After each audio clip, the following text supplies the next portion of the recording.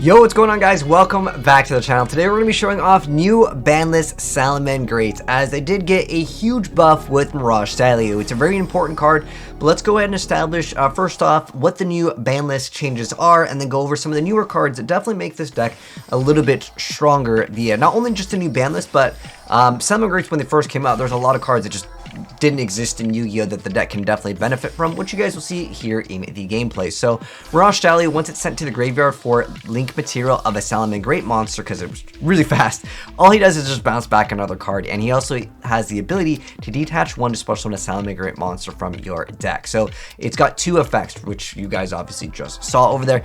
But SalamanGreat is still a very powerful deck. I would still say it's in the budget realm of Yu-Gi-Oh. Obviously, if you want to play cards like Droplets and Imperm, it definitely increases the price, but the core set of the SalamanGreat is basically three of the starter structure decks.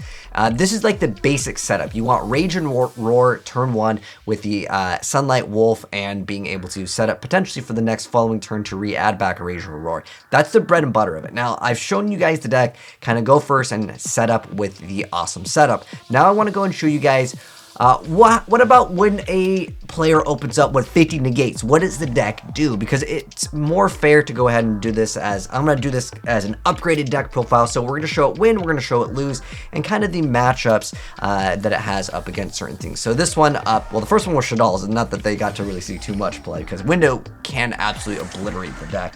If that doesn't get negated, well, you can't function off of just your one summon in SalamanGreat. It's like impossible. But nonetheless, this guy is playing the new Scrap Raptor card. I guess we could even talk about new dinos later down the line too. But if you guys do want to see dinosaurs as well as other things here, and this is your first time here on the channel, make sure you guys subscribe with the bell notification on. And we'll be doing a bunch of different deck profiles for the top tier decks, and SalamanGreat is definitely a top tier deck. Like, it's easily one of the top, I would say, 20 decks right now in Yu-Gi-Oh. There's a lot of really powerful decks in Yu-Gi-Oh. And is it number one? Well, let's go ahead and talk a little bit more about it, as I think that a lot of different decks, and this is going to take a while to get into it, but the person playing the dinosaurs is going to pop off, and you know, that can happen. But is a SalamanGreat player going to be able to compete with this?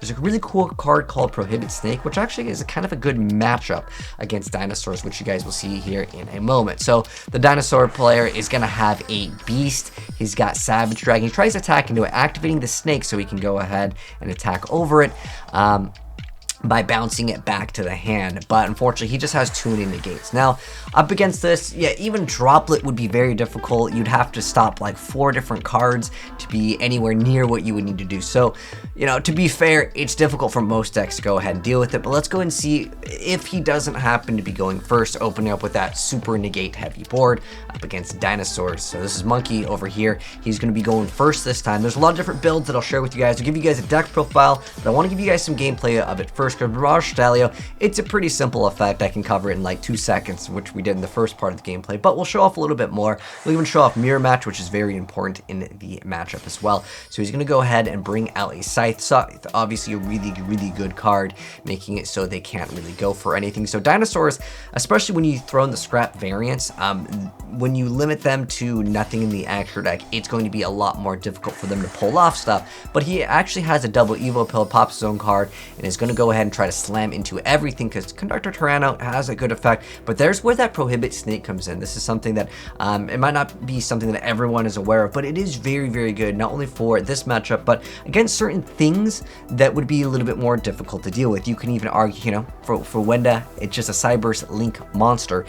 Granted, you'd have to get it out before they get out the other card, but you could still obviously make something else. You know, Wenda doesn't prevent all special summons, just like once, so you could get over it with that because it bounces it back to the hand. Then you pop off with your play in main phase. So this is one card that I want to say that again, not everyone knows about. Now let's go ahead and go up against the Mirror Match over here. So like I mentioned before, the thing with SalamanGreat and this deck is that the turn 1 play is very important to have Rage and Roar, but there's also a different way that you can play the deck. If your hand maybe is not super optimal, you can go into Baguska and then pass, which is a fantastic card because obviously your deck is mostly Link monsters, which he's unaffected, or he's not going to be affecting those cards for the most part. There might be some deck that needs to get their summon and get the effect, and then they're going to exceed summon, but this card is really fantastic. If you don't don't know what you're playing against to make this. Now, SalamanGreat doesn't really have too much problem dealing with this card because most of the effects will be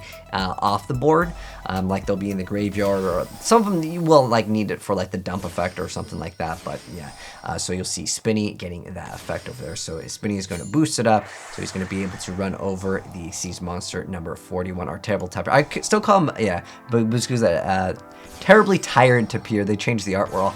Actually, I think we still have the OCG artwork for it, but this is a fantastic card. Another really great card is, oh, this card isn't super new, but the Charmer cards can be good, specifically this one being able to add back any of the fire cards when it's destroyed by an opponent's card effect in its owner's monster zone or by battle, get to re-add things back. So he's even got Goes and Match. Is another fantastic card that can be utilized as well in the archetype, as that's really only the things that you'll be going for most of the gameplay.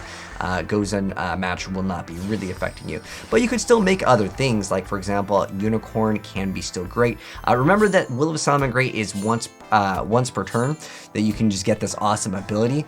He should have probably activated it here. Here's a tip: if you're playing against SalamanGreat, the things that they have in their back row are usually going to be either Goes and Match, Floodgate.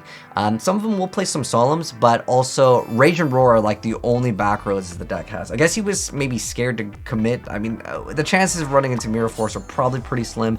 I would have just went for Will here, summon the monster, and just go for attack, because it's just from your hand or a graveyard, which is really good. Now he's going to go ahead and have to get wrecked by the Rage. Fantastic card over there. And the other guy is going to be able to come back. He's got multiple cards in his hand. This deck, you really need to get rid of Sunlight Wolf as quickly as possible, because this card, it just keeps on coming back with the either add the extra fire monster, or they're going to be getting some spells and traps. And with Mirage Dahlia, you guys already know what this card does. He's going to go link off and then bounce it back. And then with no monsters left on the field, Dark Magician going to be coming out very soon.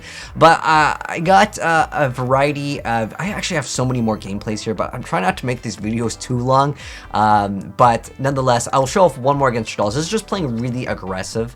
It's also got the Parallel Exceed, which is another card that not everyone is maybe familiar with in the archetype, but I really like that other little snake card that lets you just bounce back with the Cyber Link monster battle. So again, pretty much the bread and butter is this time. There's no Sunlight Wolf. A lot of times people think, okay, he's got Rage and Roar, right? He's ready for that. He attacks aggressively to get rid of the Banelings, which is totally an okay play.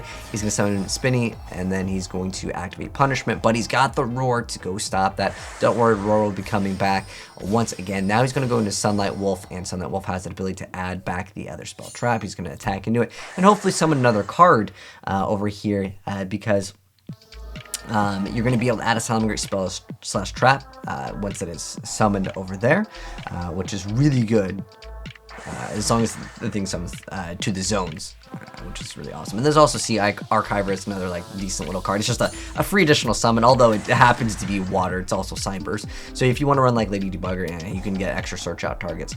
But against this, he can't really play defensive. So against decks that would be a little bit slower, SalamanGreat can eat them up alive actually quite fast, as the deck will set Rage and Roar, and then they're going to be able to basically reoccur, and this is basically the power of SalamanGreat.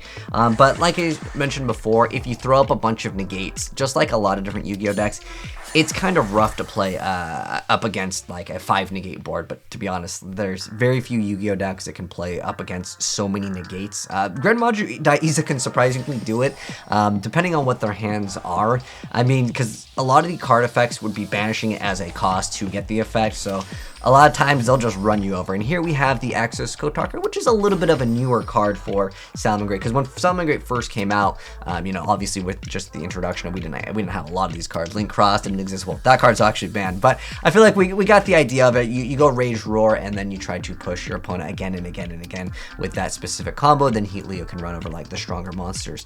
But anyways, I want to give you guys a deck profile of several of the different ones. We're going to roll through these kind of fast, so basically just mouse over them.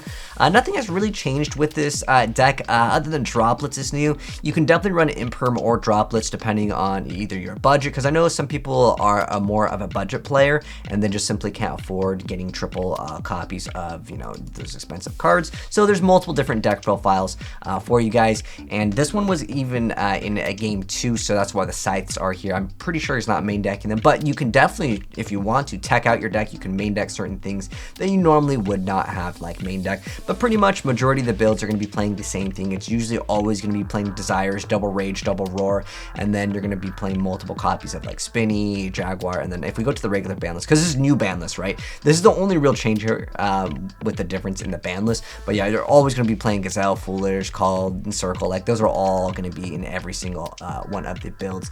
Now there is different ways to play it, like the mirror match this guy was playing, he just didn't have it. You can play it more trap heavy if you want to, and this guy's running a lot of extra cards in the extra deck. I'll also include these because I know I'm going over these relatively fast. You can definitely just download them via the Discord if I'm like going a little bit too fast over here, but this guy's even playing the mirror, but I don't think most players would like that. But cards like Imperm and Droplet are really great, but I know that a lot of people want this deck as like a budget deck, so some of them just don't have it. But yeah, you can definitely play Imperm and you can definitely play Droplets, but even if you like Imperm and you get rid of like 3 or 4 cards, sometimes you just don't have the cards to go ahead and go off. However, Sunlight Wolf, with the ability to re-add back the card, it really helps out with the Droplets going minus, so keep in mind you can definitely still not go as minus. Now in the mirror match, some of these can be very great, like Super Poly can destroy this deck pretty hard because they lose out on that Link monster, because with Rage, you have to target the Salaman Link monster you control and then get that awesome ability, right? And this one also, while you control a SalamanGreat Link monster. So the key thing to like this deck, if you want to beat it, is just get rid of the Link monster. A lot of times it's like Sunlight Wolf, maybe another card pass. Sometimes it's just Sunlight Wolf, and then either they'll make Dweller. Dweller should be in here too. I would really recommend you guys in the extra deck to play Dweller. It can automatically beat a like GG against certain decks. So again, you can still throw in some rank 4s in this archetype, but pretty much most of them are saying they're going to be playing like Triple Ash because it's another fire, so it like works well in the archetype. But most of the deck profiles are going to be pretty much the same. The only difference here that I've seen, even from like lists that I've taught, you definitely want to throw in Droplets and Imperm. Again, due to your budget, maybe you can't play those cards, but this is going to be it for the SalamanGreat deck profile using the new ban list. Again, Mirage Dahlia, very, very great card. But anyways, that's going to go ahead and wrap up the video. If you guys enjoyed it, drop a like on it. If you're new here, like I said, and you want to see more deck profiles, we still got dinosaurs, but a lot of new things, even Dragon Link. People are still finding ways to go ahead and make it. And big shouts to all the players featured in the gameplay as we spectated. And I wanted to give you guys a variety, so we went ahead and got a lot of different varieties of duels over there. And shout out to them for their builds too. I think some of them were kind of unique. I like that one card that was able to go ahead and basically bounce. That poor Dino player, man. Anyways, thanks for tuning in, guys. I'll catch you in the next video. Have a good one, and I'm out. Peace.